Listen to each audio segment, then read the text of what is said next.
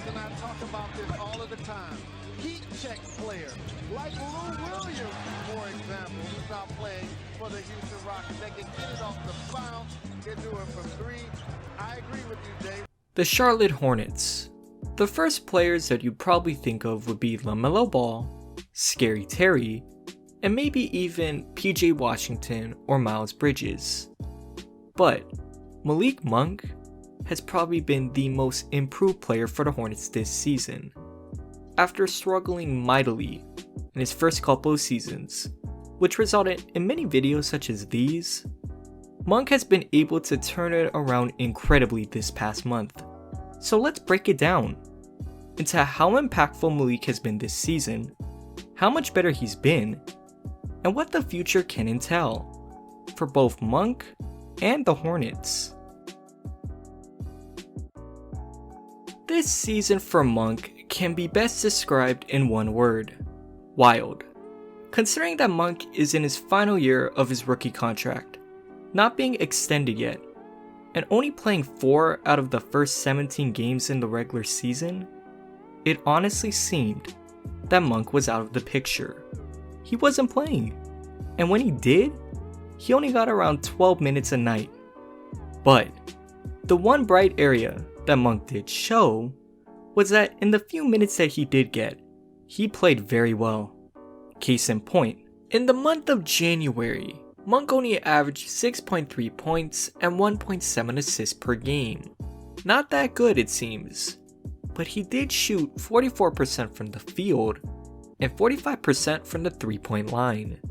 To put this into perspective, Malik's career best in 3-point shooting was only 34.2%, and this came in his rookie season, which was almost 4 years ago. And last year, he shot a dreadful 28%. So Monk has shown signs of shooting the ball much better. But what allowed for Malik to truly break out this season? This answer can be shown through what players such as Devontae Graham have had to deal with this season. Now, I can make an argument that if it wasn't for injuries, Monk could honestly have been on the trading block. We know by now that Malik wasn't a part of the rotation once he got past health protocol, but then injuries took over. Devontae Graham, Terry Rozier, Gordon Hayward, heck, pretty much the whole team. The Hornets have dealt with so many injuries. But in Malik's viewpoint, this was where he finally got his chance to get an extended run of minutes, and he made sure to take advantage of this. It all really started back on January 1st against the Heat. Monk made one a moment ago. 2 in a row! A new career high for the Mad Monk.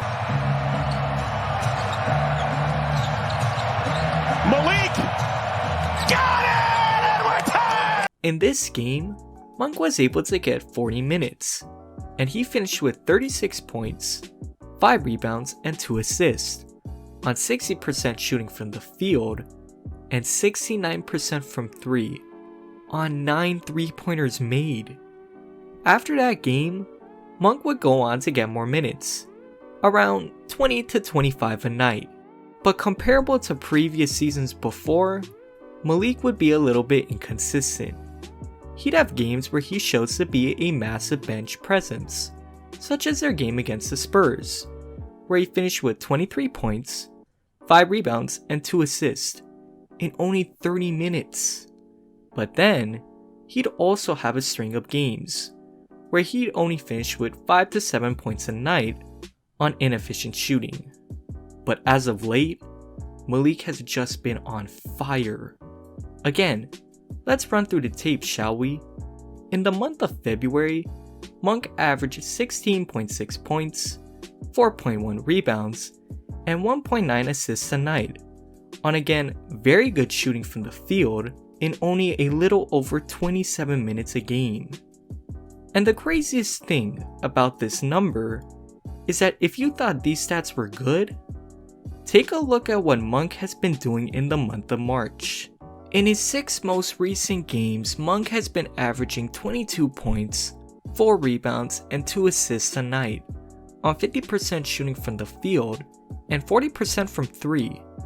The only other bench players that have been able to produce in this type of manner in the same time period has been Josh Jackson and Jordan Clarkson.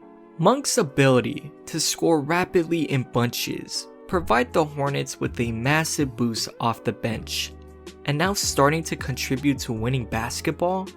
There has to be another part to the explanation than just injuries that can also help explain Monk's improvement.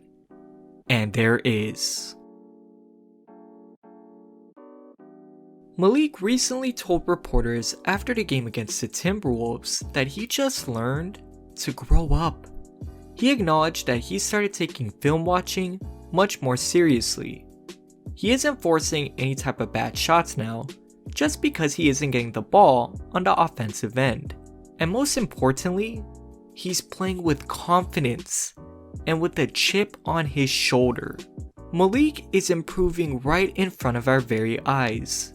The scoring, the playmaking, and his entertaining style of play can only just help the Hornets as they look to make a surprise playoff push into the second half of the NBA season. Let me know what you guys think. Until next time, peace.